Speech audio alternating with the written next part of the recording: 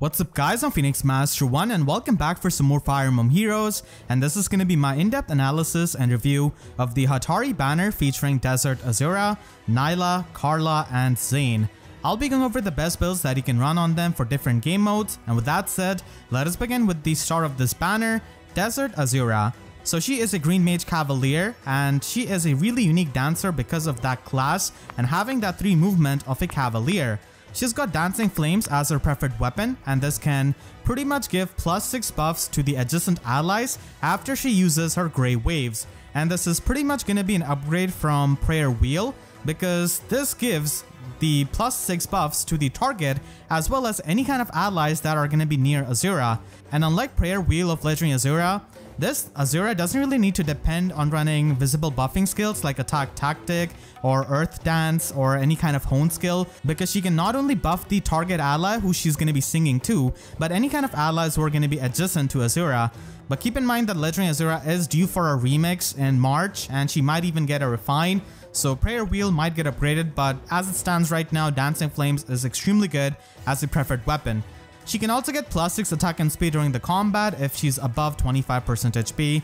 And this is really good because she can actually hit pretty hard with her base attack of 37, and she's also quite fast at base 39. And then she's got Grey Waves as her assist, which is same as Legendary Azura, giving +1 movement to infantry and flying allies when she sings to them. So this Desert Azura can basically be considered like a Legendary Azura but on a horse, and also who is blessable. So Desert Azura could be used in any season in either its defense or offense, and of course in arena. Azura's harmonic skill is going to be working on Fates and Path of Radiance units, which is a bit weird because I thought this would be Radiant Dawn because of Leon here, but it does target the Path of Radiance units, and this harmonic skill can pretty much grant another action to the ally who has got the highest HP within 2 spaces of Azura, and this can also include the dancers. So if you run her with Ninja Korin, who has got her own duo skill, and then you can refresh her even more with Azura's harmonic skill, so that can be a really good combo. And there are many really strong Fates and Path of Radiance units like Pirate Hinoka for example, who's going to be used quite a bit in Summoner Duels. Volk is a really strong tank buster, and Valuria is also used in Gale Force teams or just for pre-charging a special of a unit. And if you run Legendary Azura, then Desert Azura can pretty much refresh the Legendary version with this harmonic skill. So needless to say, this harmonic skill is definitely really amazing if you run the right allies with Azura. So Desert Azura is the second cavalry dancer in the game after duo Sigurd, and she pretty much dunks on him because of the things that she's got going over him. For example, she's a lot more supportive with her weapon and assist skill, and she can also score better in arena because of having a preferred dance skill, which does cost more SP. So if she runs a dual skill, then she will actually score better than a duo unit in Sigurd, because Sigurd only has the vanilla dance skill which only costs like 150 SP, so that unfortunately decreases the arena scoring.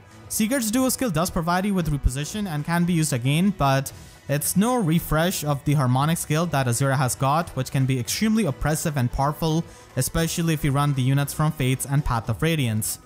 Duo Sigurd at the end of the day is still a cavalry dancer and is going to be providing you with the utility, but Desert Azura just has more of it with her base kit.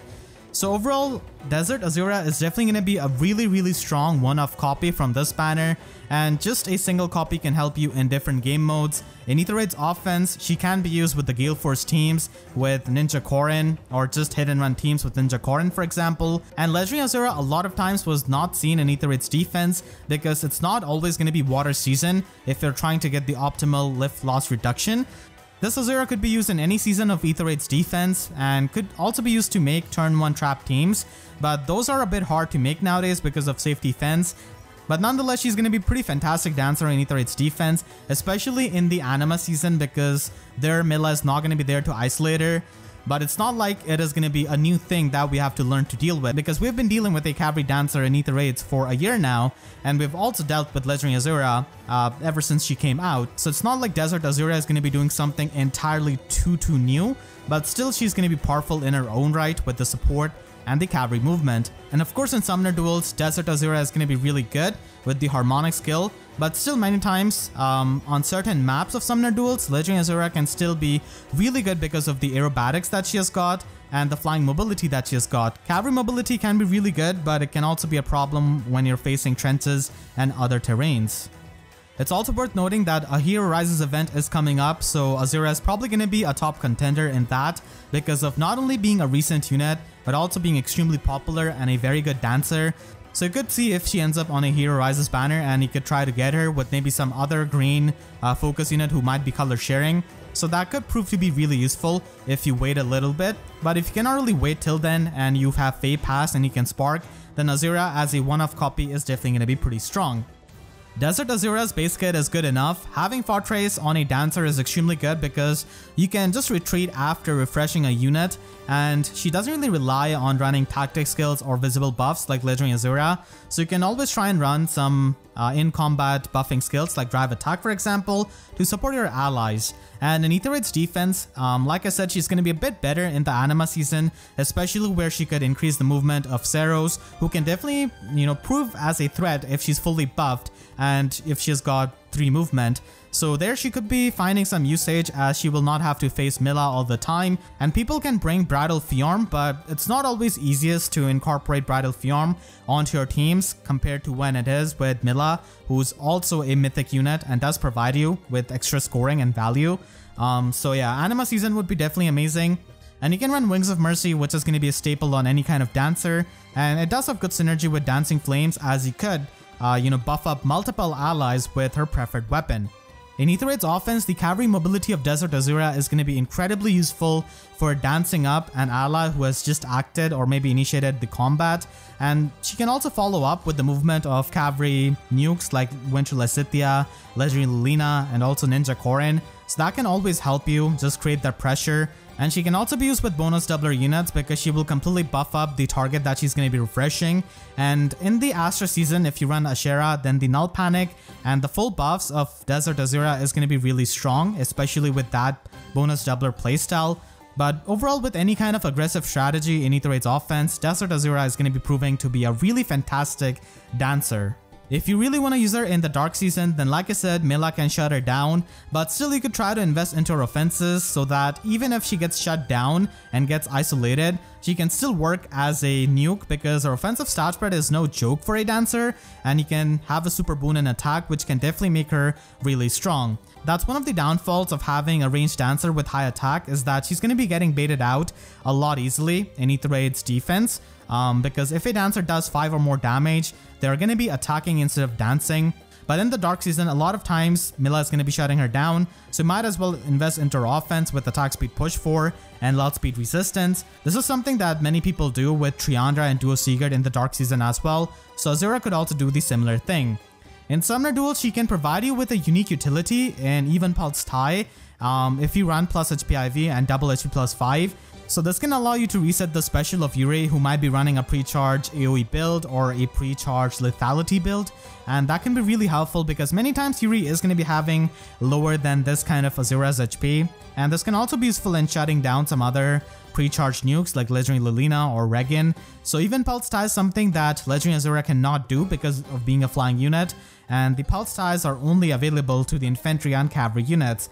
So this is another role that Azura can do along with supporting your team. And finally, if you do get plus and merges on her, then she could be used in Arena with G-Dual Cavalry 4, and if you're going to be running such an expensive unit at plus 10, then you might as well run Cross per attack, which is going to be much better supportive option, and she's going to be a fantastic support unit. She's not going to be having the flying mobility, which is a lot more useful in my opinion in Arena, but still she's going to be a really top tier dancer and a support unit, and Arena becomes a lot easier, especially when you have a dancer in your core.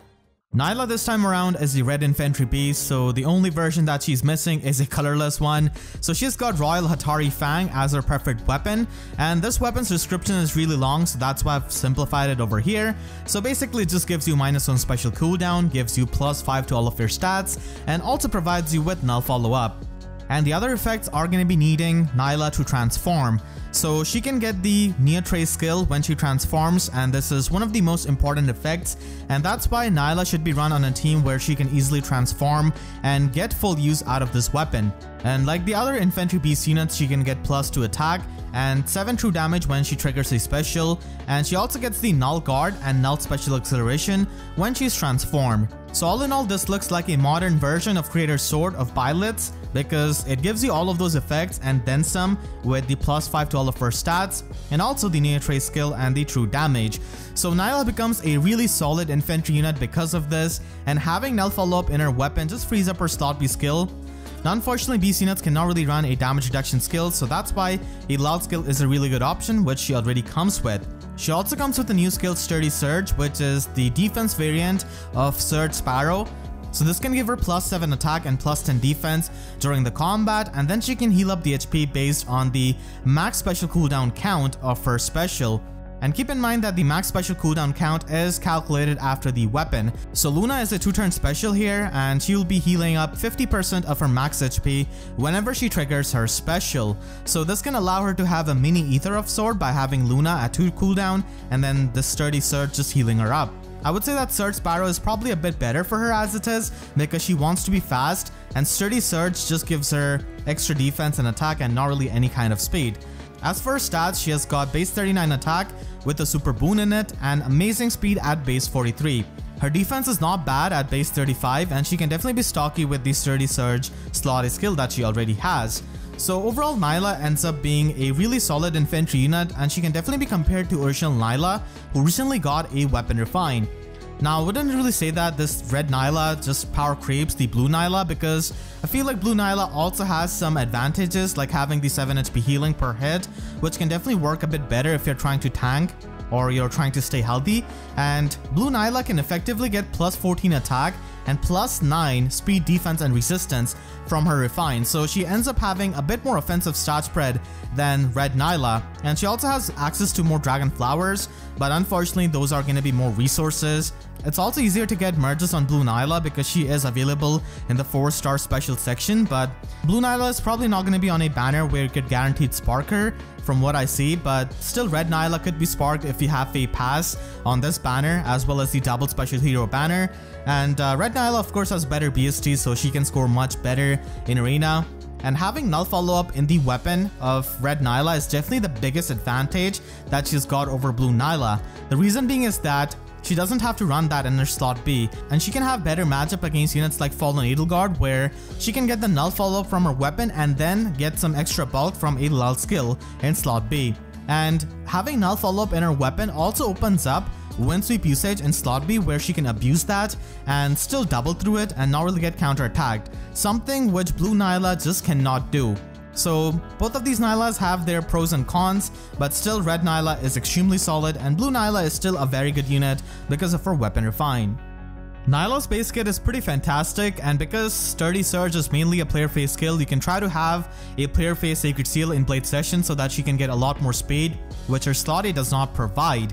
And Luna is a fine special with Sturdy Surge, and if you want to use her in Summoner Duels, then she could be run with Hit and Run, and this could help you with the Trace skill that she has got built into her weapon, and this will provide you extra retreat option, because she can just retreat one space back with Hit and Run and then use the Neo Trace skill that her weapon has got. So this is definitely a pretty nice option.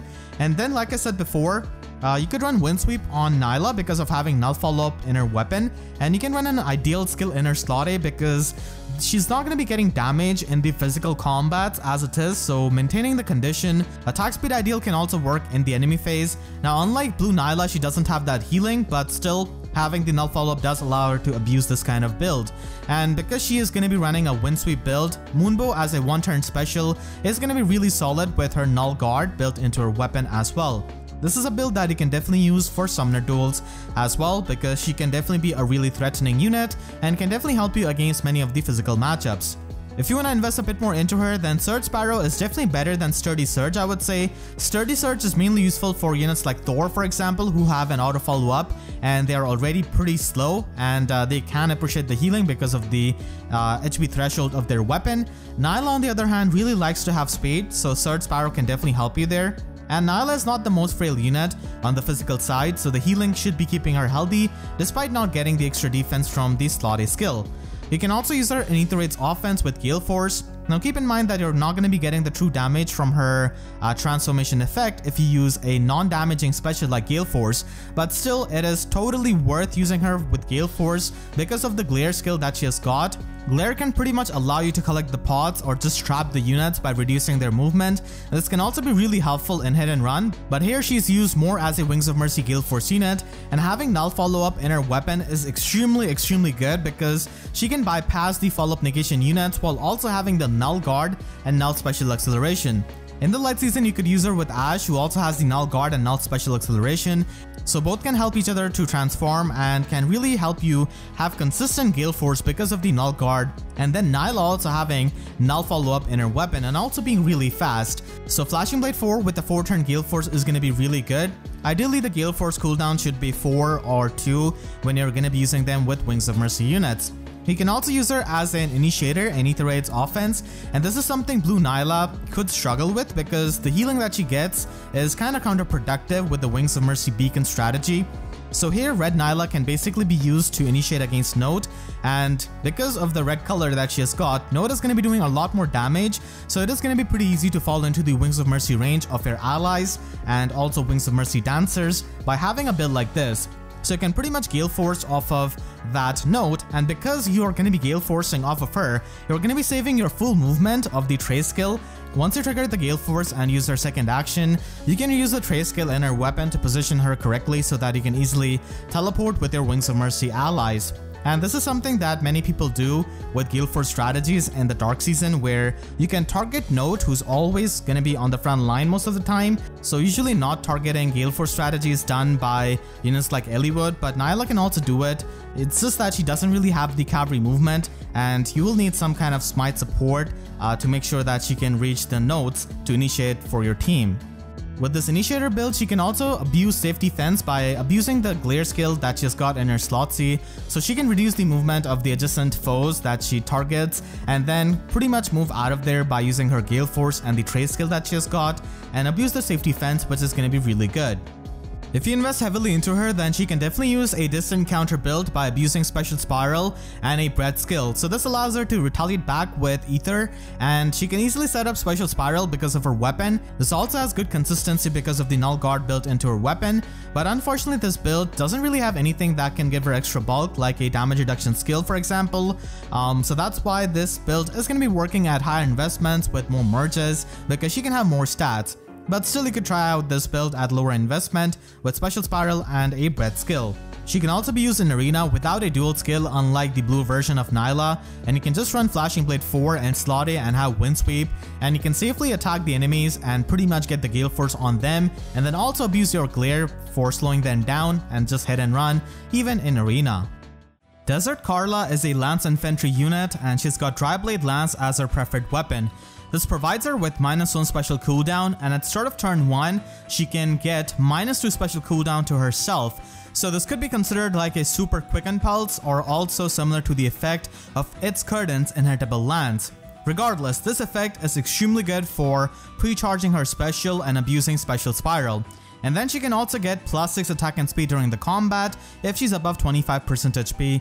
She can also get true damage based on her speed, and the amount of true damage that she gets is going to be depending on the max special cooldown that she has. So because of the formula, it is going to be getting multiplied by 10 and then added by 20. So for example here, Draconic Aura is going to be giving her 40% true damage of her speed. So this allows her to hit really hard, and it's also worth noting that this kind of true damage is going to be getting added to AoE specials. So she can nuke extremely hard with AoE specials and with this kind of weapon.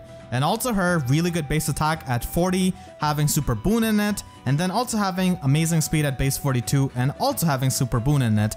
Again, the max special cooldown that this weapon mentions is going to be after the -1 special cooldown that Dry Blade Lance provides. So Draconic Aura becomes a 2-turn special, and that's what it is going to be counting into the formula. And you can have Special Spiral that is present in her base kit to abuse with this weapon.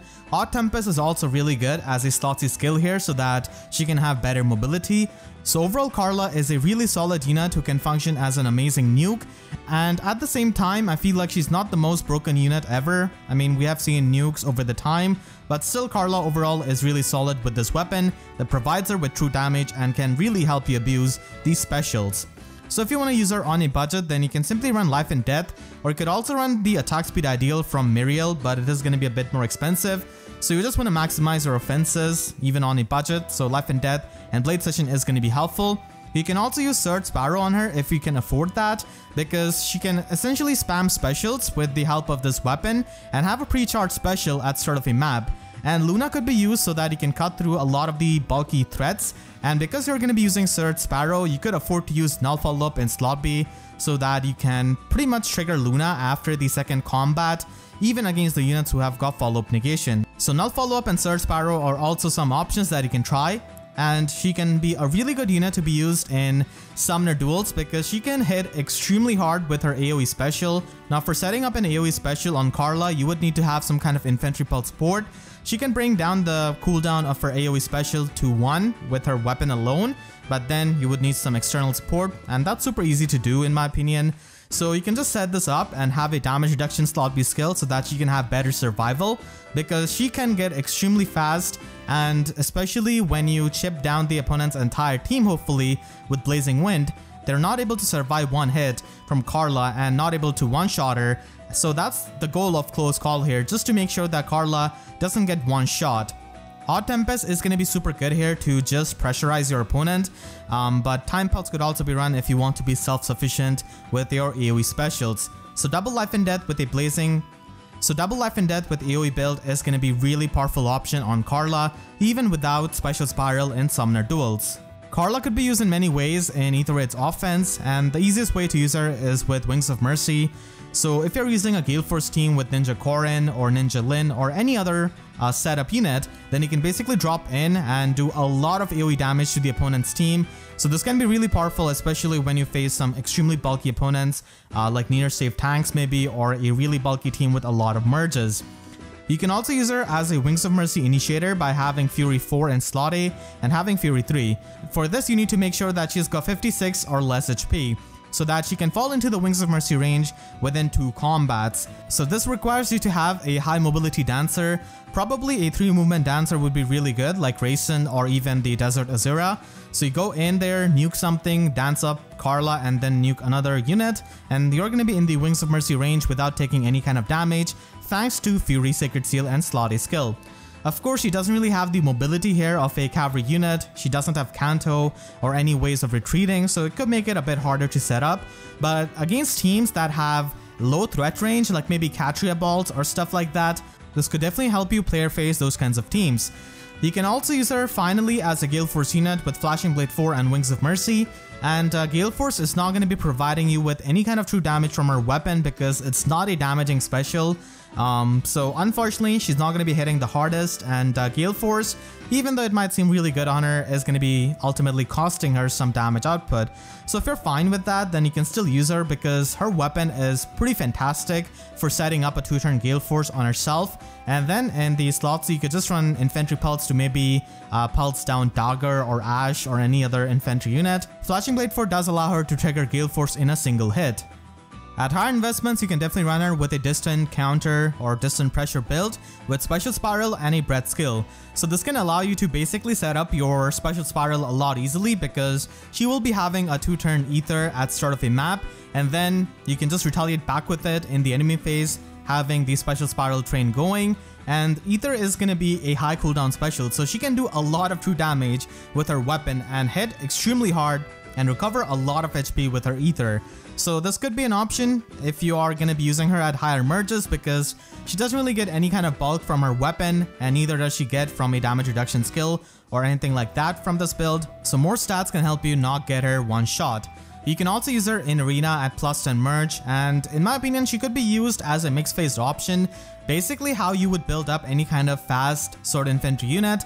The reason being is that she can go in with a pre-charged Ruptured Sky, kill something, retreat with Close Call, and pretty much retaliate back with Ruptured Sky on the second combat because of her -1 special cooldown weapon, and this allows for really good one-shot potential with her weapon, even though she's using a 1-turn special here, which doesn't really scale off the highest from the true damage that she gets from her weapon.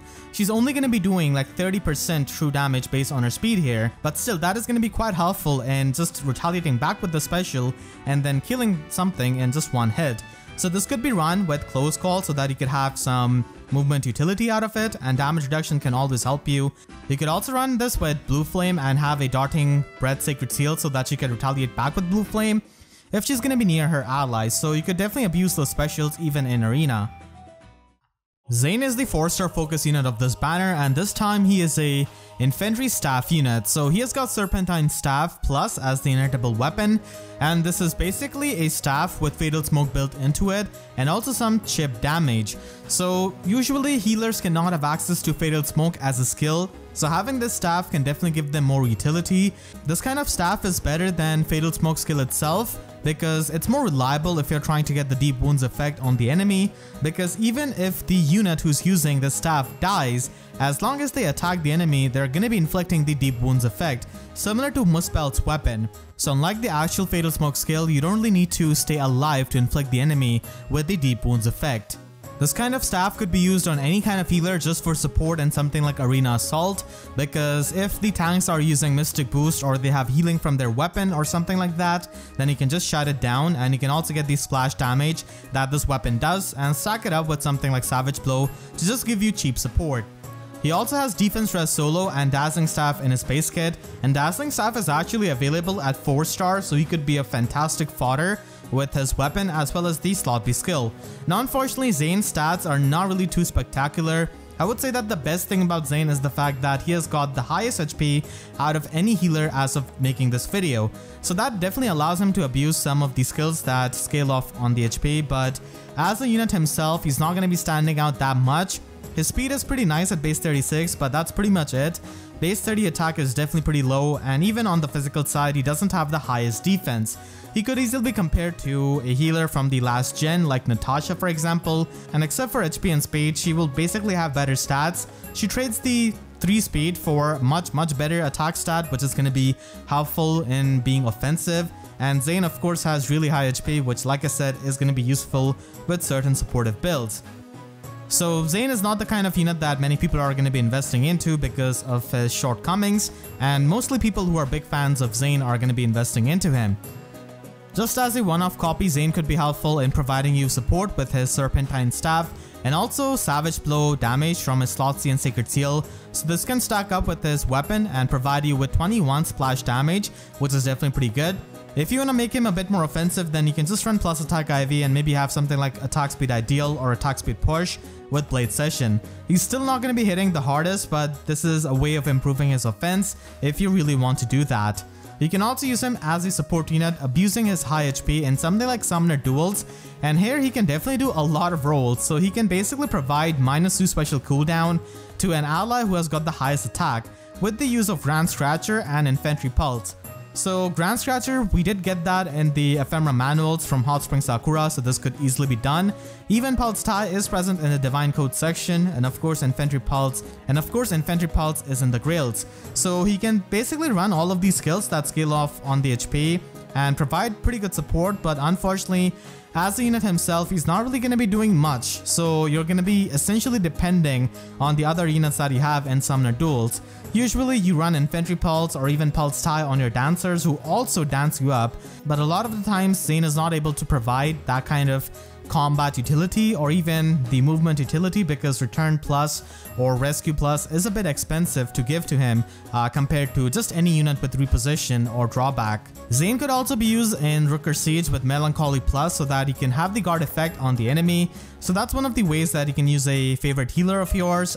And finally, if you want to heavily invest into Xane, then you can run an offensive build with Palm Staff and have Attack Speed Ideal and Blade Session to just maximize his offenses, and Attack Speed Menace does have good synergy with the Ideal skill and can also make him a bit more bulky with the attack debuffs, stacking up with the Palm Staff and also making him a lot faster. So this kind of build is pretty universal on healers. Palm Staff is just a really great weapon. So that is going to be my banner review. Make sure to share this video with your friends who are summoning on this banner, and if you enjoyed, then make sure to leave a like and a comment, helps me tremendously. And if you really enjoyed, you could always support me directly by using super thanks or by becoming a YouTube member. And for more FEH videos, make sure to subscribe and hit the notification bell because I wish YouTube sub boxes were about as fast as Nailah. So with that said, I'll see you guys next time. Thank you so much for watching and have a great day.